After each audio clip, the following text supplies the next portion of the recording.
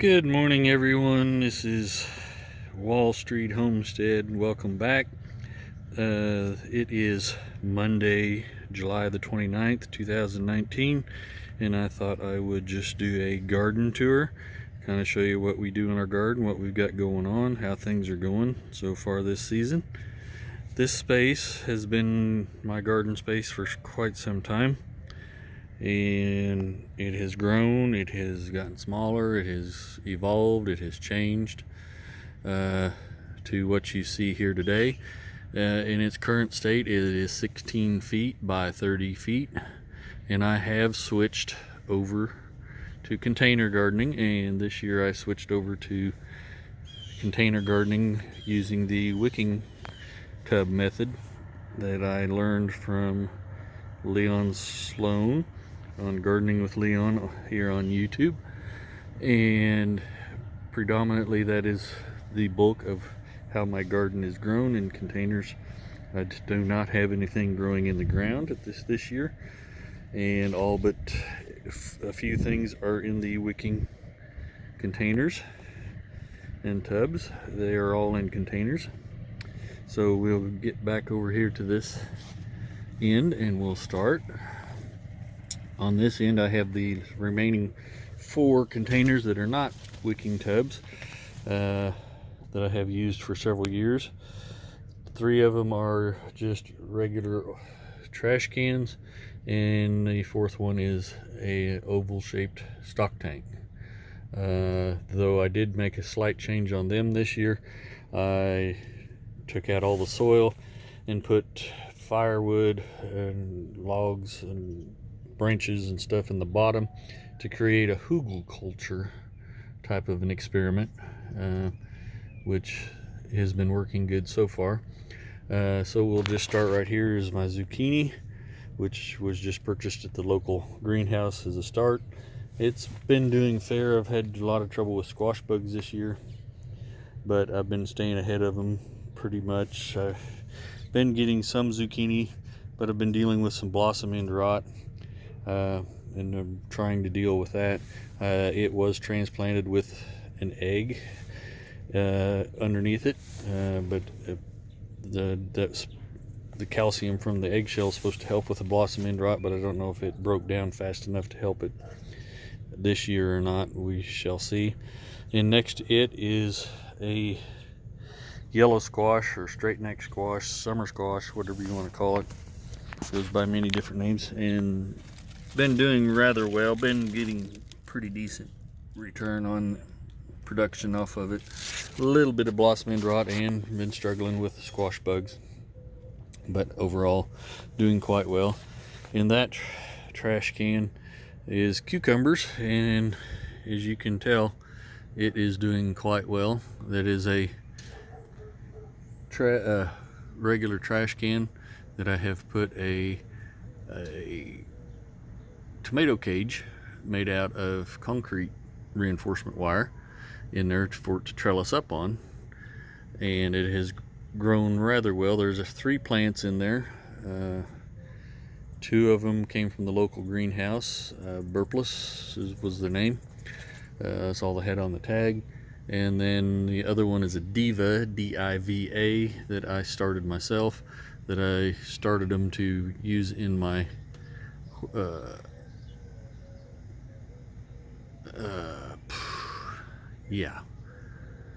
hydroponics experiment that we'll get to here in a minute. And then I also planted one in here just for comparison in this method, and that I have gotten quite a few cucumbers off of this, and pretty good sized ones. Been having them grow in odd shapes. Some of them just grow straight, and I've been getting some rather long ones as well. These are more of a slicer, not a pickling, but I have been getting quite a few, and they've been very good. And this plant is, even though it's late in July, it's still wanting to grow and put on new vine and new tendrils. It's doing quite well. It does go. I do water it daily because it is in that trash can, so it is doing quite well. And in the oval stock tank, I have got green bell peppers, which They were slow. Everything was a little slow this year, probably the weather. But now they are setting on and doing quite well. I may have too many in this space, but I've got 10 of them in here. But they are setting on and doing quite well. And in this part of my garden, they do not get sun until noon, which in another video I'll discuss my plans to remedy that and move my garden space. But then also in this same, I had some extra onion sets, and I planted onions all the way around the perimeter of that stock tank, and they're doing quite well. So it's like a small salsa garden, so to speak, but just peppers and onions. But they are setting on, and they're growing bell peppers pretty well. Everything I transplanted from the greenhouses this year, these also came from the local greenhouse. I used the method of planting with an egg in the base of the hole just to see how that worked, and for the most part I think it did well. Like I said, everything was slow to get started, but I think that was the weather. And then over here is my hydroponics experiment. They got this also from Gardening with Leon, and you fill the barrel with your hydroponics solution, and I had 2 cucumbers in there. I'm down to 1, and it has not done the best. I have actually gotten fruit off of it. It is still wanting to grow tendrils and put on new vines, but it has not grown, hasn't even made it to the ground yet. If you go to Gardening with Leon's or Arms Family Homestead and see their versions of it, they got a lot better looking plants, other than I saw that Arms, all of his died here recently, and I did have 2 in here in the beginning, but I lost one due to it fell out, it came out. So I'm not going to call it a fail. It's like I said, it was an experiment. I'm not going to give up on it. I may try it again next year. Maybe do a little more thinking and research, and maybe ask Leon for some questions on that. So stay tuned for that one. I think that one will return next year. The rest of my garden is in the wicking tubs that I discussed earlier. And in this one I have carrots, which I should probably will be harvesting here soon, and I've kind of let it go. You still get weeds and grass growing in these wicking tubs, but it is easier to get them out, even though on my carrots I've kind of just let them go, and I need to clean that up. This is one that I had radishes in earlier this year, and it did exceptionally well. Had 2 scarlet reds and some hailstone radishes, and they both did excellent, and they were very good. The concept of the wicking tubs, I'll probably just talk about in a different video, but you basically build a reservoir in the bottom of the tub, and that white tube that you see right there is where you fill with water and your fertilizer, and then once they get established, the roots will grow down, and they'll draw the moisture up from the bottom, the water and fertilizer up through their roots, and then you only have to water every 2 to 3 days, or depending on what they are, maybe as long as a week, and also your temperatures. But we'll talk about it in another video. These 2 are my lettuce, which have bolted and are done. I just haven't cleaned them out yet, and I had very good return on that. This one is beets, which they were slow to come on, and I haven't checked them lately to see if they've grown. They don't seem to be bolting yet, but I kind of need to clean it up and see what I got going on there. That one I had cabbage in, and I got 2 very nice sized heads of cabbage off of that one. We've also built some small ones in 5-gallon buckets. That one over there doesn't have anything in it, but we have planted flowers, zinnias, marigolds, in several of them to help attract pollinators, and with the marigolds they also keep other stuff away. This one is candy onions, and they're doing rather well. I have another one with onions over here a little bit. We'll get to that in a minute. That one is black oil sunflower seeds, which my wife keeps around to fill her bird feeders, and we thought we'd just put some in there and see how they grow. And they've grown quite well. We've thinned it down quite a bit from what was in there, and they're getting ready to bloom. And we're just doing that to kind of help promote the pollinators. And then we get into my tomatoes, which are all in wicking tubs. And I'll start with over here. This is a Celebrity, which is a slicer, got from the local greenhouse, and it has got a few set on. Finally, it went backwards basically when I planted it, and didn't know if I was going to save it, but I did get it to turn around, and it took forever to finally set some on. But I'm getting some set on even with the heat that we've been having.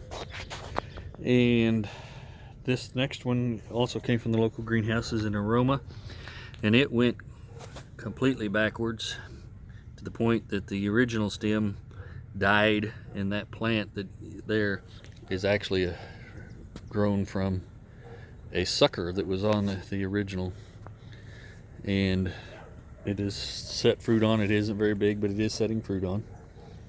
This one next to it is a sweet, I forget if it's a sweet 100 or a sweet million. It's a cherry tomato, and it struggled. We had an extremely cold and wet May, and actually a late frost 8 days later than our usual last frost, which is May 1st. And for reference, we are right on the line between zones 6A and 6B, and everything struggled in May. I'd say we're anywhere from 2 weeks to a month behind on a lot of things, and then now we're into the heat of July and August, so now we're dealing with those struggles. But like I said, everything that I transplanted with the egg method, just as an experiment. Heard everybody talking about it, so I thought I'd try it. Here is what I'm calling my tomato towers. This is an idea that I also got from Leon Sloan, to put your wicking tub on top of a 55-gallon barrel, which the barrel is full of water, but only to give it a solid base. And then I built this wood platform to get the tub up an extra foot, and then planted 4 tomato plants in there, and then they're just allowed to vine over. And as you can see, I am down into past my platform and into the barrel as far as length. And the idea there is you don't have to build a trellis, you don't have to build or run strings to train them up. You just let them grow down the sides and let gravity. And as you can see, they are doing quite well.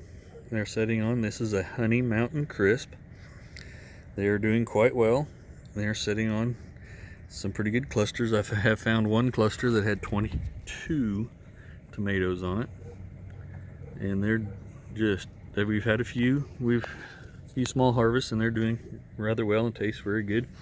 These came from cuttings of plants that we got from Leon Sloan's greenhouses in Kingston, Oklahoma. That was part of our tour and class, so to speak.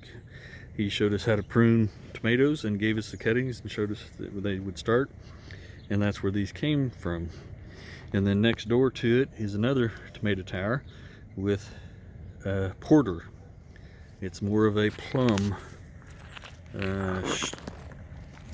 variety of tomato, and they also are very tasty and very good, and they're growing quite well, which I'm also following Leon Sloan's fertilizer methods on the tomatoes this year, to mixture of different fertilizers to get a higher ratios of fertilizer to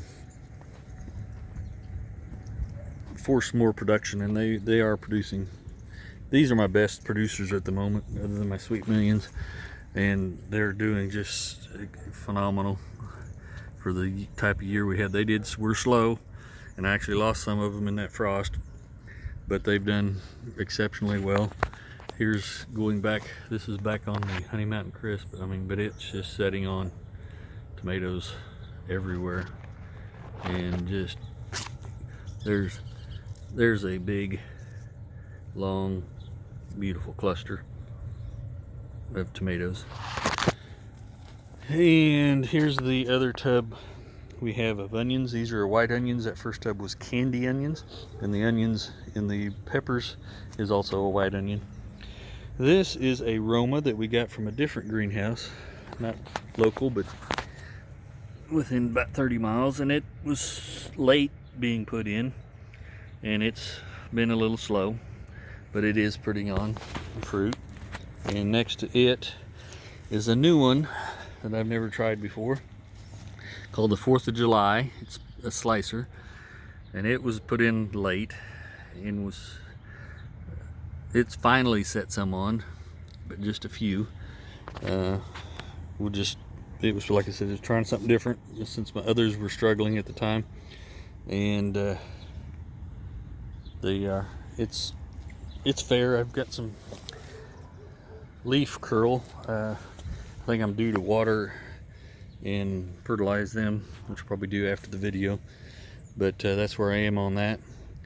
And then we have 7 5-gallon buckets that we've made into wicking tubs with strawberries, and those are, some are everbearing, some are not. These were just planted this year. They were planted from plants in, I think, 3-inch pots, but they are just growing like mad, and we've actually gotten some fruit off of a few of them, some of the everbearing. So we're very pleased with that. In fact, right there, you can see we got some strawberries. So then these wicking tubs, and I'll do a video sometime of how to build one. This one I've got a watermelon, can't remember the type. It's been struggling in the heat, and I've got a melon there, but the vine it's on has died, so I don't know what's happened to this, but the rest of the vine is actually growing pretty well. I have figured out they're heavy drinkers, so you got to watch them real close and add water every couple of days on these. We have another watermelon over here, and it's struggling with the heat, but it is also does have some melon set on and growing quite well. This one is a cantaloupe, though part of it doesn't look too well. It does have some melons. There's one that may be good here in a few days, and there's another one down there as well. And this one is also another cantaloupe. I do not remember the variety, but it also has a couple of melons. There's one. There's another one in there somewhere. But they're doing quite well. They look a little rough at times, but with the heat, like I said, I had to figure out that they are heavy drinkers. That's the thing you got to watch the wicking tubs. The heavy drinkers, you got to fill your reservoirs a little more often than other things. So, and then over here in the corner is another cucumber in a wicking tub. I did a cucumber several different ways just as a comparison. My old method in the trash can, which is now a Hugel culture experiment, are doing the best, but that doesn't mean I'm going to give up on these other methods. You experiment, 1 year is not a true experiment.